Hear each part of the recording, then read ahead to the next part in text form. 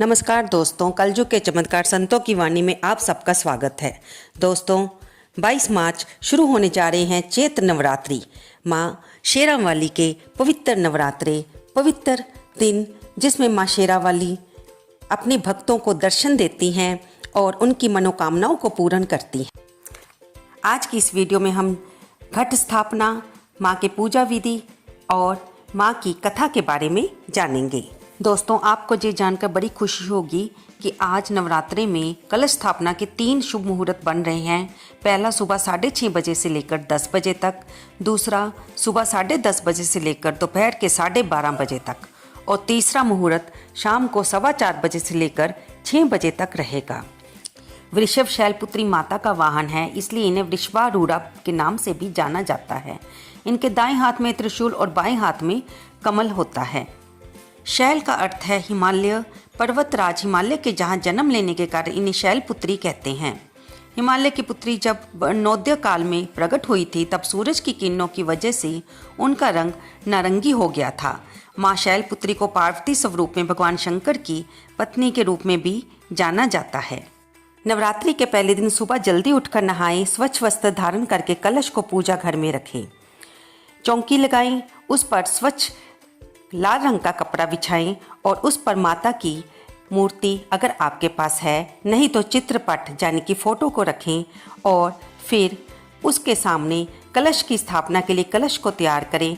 कलश आप मिट्टी का भी ले सकते हैं या किसी अन्य धातु का, जैसे तांबे का या कांसे का, जैसा भी आपको ठीक लगे।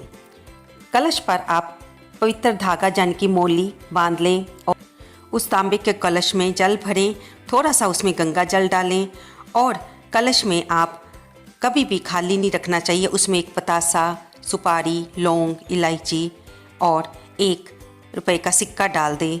अब उसके ऊपर स्वास्तिक का निशान बनाएं, फिर कलश के ऊपर पत्ते रखें और उनके बीच नारियल को रखें, जिसे कि लाल चुन्नी या लाल कपड़े से लपेट लें और उस पर भी तिलक करें।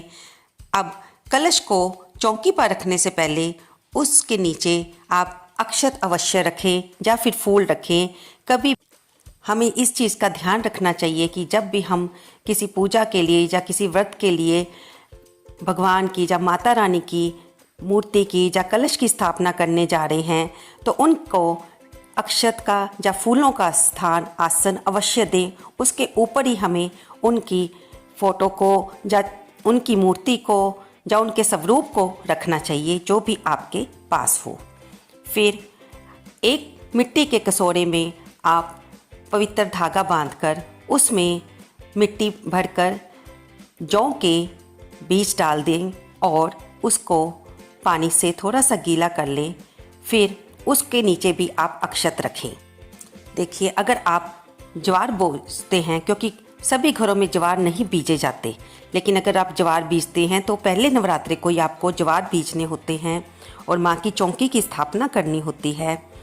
माँ की चौकी जब हम लगाते हैं तो ये कलश के बिना कभी भी नवरात्रों की पूजा नहीं हो सकती। कलश की स्थापना से घर में समृद्धि आती है और माता रानी अपनी भक्तों की मनोकामनाओं को पूर्ण करती है।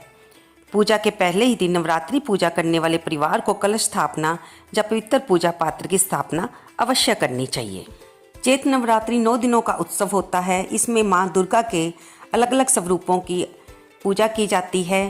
पहले नवरात्रे में माँ शैलपुत्री का आह्वान करके उनकी पूजा की जाती है। माँ दुर्गा के 9 रूपों की अलग अलग दिनों में विशेष पूजा की जाती है। ऐसी मान्यता है कि नवरात्रि के दिनों में यदि भक्त माँ दुर्गा की विधिवत पूजा श्रद्धा भाव से करे तो उसकी मन की इच्छा पूर्ण होती है।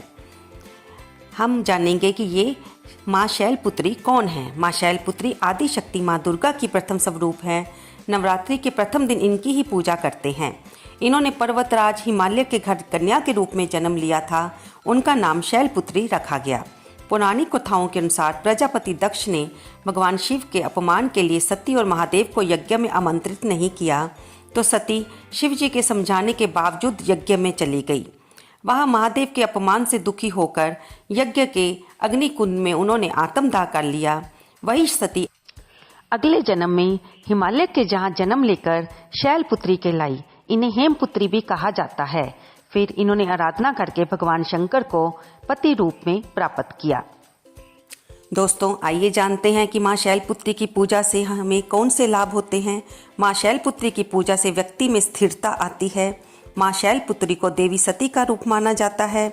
नवरात्रि में माँ शैलपुत्री की साधना से कुंवारी कन्याओं को सुयोग्य वर की प्राप्ति होती है। अब हम जानेंगे कि नवरात्रि के व्रत रखते हुए हमें क्या नहीं खाना चाहिए। दोस्तों अगर आप नवरात्रि के सभी व्रत रख रहे हैं तो इनमें अन्न खाना मना होता है।